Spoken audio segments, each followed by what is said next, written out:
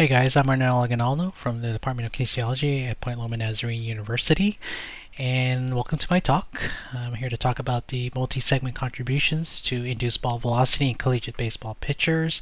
This is for ISBS's, I believe, their first virtual conference for 2020. I'd like to first acknowledge my co-authors, Kristen Nicholson of Wake Forest School of Medicine, Gordy Alderink of Grand Valley State University, and Tom Keppel of C Motion. So if you follow baseball, you follow pitching, we know that a pitcher is able to create their ball velocity based on the motions of the individual segments throughout the entire body, and that equates to a flow of mechanical energy from one segment to the next through the kinetic chain. What that essentially indicates is that the individual torques at the joint, these are the net joint torques, accelerate segments that are both adjacent to the joints as well as those that are quote-unquote distanced or non-adjacent. And these kinetics are typically measured using inverse dynamic approaches. This is a technique I still use today. However, when we're trying to figure out the components of acceleration of the throwing arm, for example, and we wanted to know what the proximal segments are doing in terms of actual contributing to the accelerations, that's where inverse dynamics kind of just falls inadequate, so to speak. So I'll give you an example here. This is a kinetic chain. This is a pitching cycle. 0% is typically represented by the front foot contact right at the end of the stride phase, and ball release is essentially 100% of the pitch cycle. And we know that the kinematic sequence is, pelvic rotates, followed by the trunk, followed by the shoulder, and ultimately to the ball itself, and that equates to a certain amount of energy. So if I wanted to know, or if we wanted to know the contribution of, say, pelvic rotation towards the acceleration of the ball, the only way we can do that in the past, and even up to now, is to do a regression using a statistical approach to determine the relationship between, say, pelvic rotation and the acceleration of the ball. However, we wanted to know the actual contribution, a direct contribution of a proximal segment in this case towards, or even the trunk, towards ball release, we have to use a technique other than inverse dynamics. And one technique that has been used in the past to decompose the contributions towards an implement throw, or towards kicking a soccer ball, for example, is an induced acceleration analysis. You've seen the term before. If you have, this has been used to decompose contributions of both acceleration and velocity in walking, running, jumping. I mentioned the soccer kick.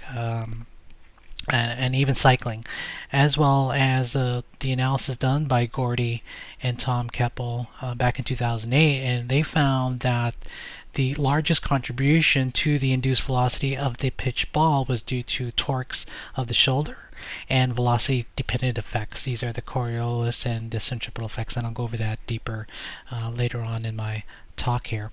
The issue or the limitation of this particular analysis is, number one, it was a sample size, I believe only 6 pitchers, and it was done on flat ground throwing. And they had to do it on flat ground because of the limitations of force platforms. They didn't have access to a mound that was instrumented with force platforms. So this present analysis was to essentially apply that induced velocity analysis in measuring the contribution of muscular torques, gravity, velocity-dependent effects towards the forward velocity of a ball of a pitcher that's thrown off an instrumented mound. So we had a sample of 17 collegiate pitchers. This was essentially a retrospective analysis from data that was collected at the Wake Forest pitching lab. You can see here I got the anthropometrics of our sample that was included in this analysis. Markers, kinematics, and subsequent kinetics were all captured using a 12-camera Qualis system at a sampling rate of 400 hertz.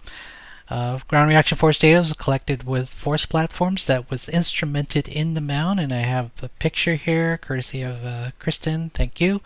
Here is the rubber. There is a force platform here and 2 force platforms on the front side as the stride light contacts the ground, and that GRF data was collected at 1000 hertz. And ball speed was monitored using Rapsodo, showed here.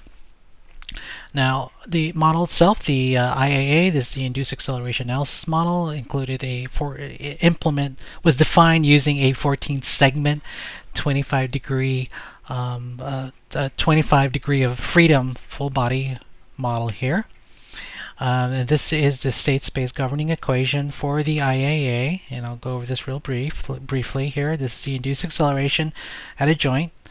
This is the inertial matrix that is a function of both orientation or pose and position. T here is the net torque. This is presumably due to muscular activity.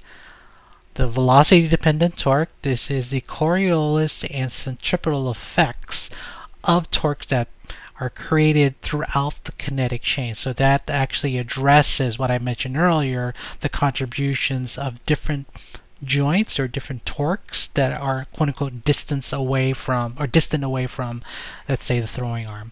And then G, of course, here is the gravitational vector. All the dynamics equations were derived in SD-FAST and implemented using Visual 3D here. So let's take a look real quickly at the results. I have here the percentage of total induced velocity of the ball for the various components in our model here. The lower extremity, the waist, which really is just the pelvis and the trunk, shoulder, elbow, gravity, and the velocity dependent component. And you could see it's pretty obvious that the largest contribution was due to the shoulder and the velocity dependent torque here. And to give you some numbers, the shoulder torque represented 61% of the total induced velocity, while 37% was due to the Coriolis and centripetal effects. And hopefully this comes out. I'm going to show you what that means. So what I mentioned earlier, as the body is moving, is rotating, the pelvis is rotating, the trunk is rotating, all of that energy flows up towards the throwing arm, and the contributions, the indirect contribution of, say, for example, the pelvis or the trunk, is manifested or facilitated through this velocity dependent torque, and in this case represents 37%. So in a way it reinforces the notion that the energy that flows from a proximal to distal fashion is manifested in what we're showing here. And I'll talk about some of the limitations associated at least with this analysis here. The estimated velocity of the ball as measured using this model was 73.5 miles per hour, whereas their measured velocity was actually 87.5, so that represented an error of 16%.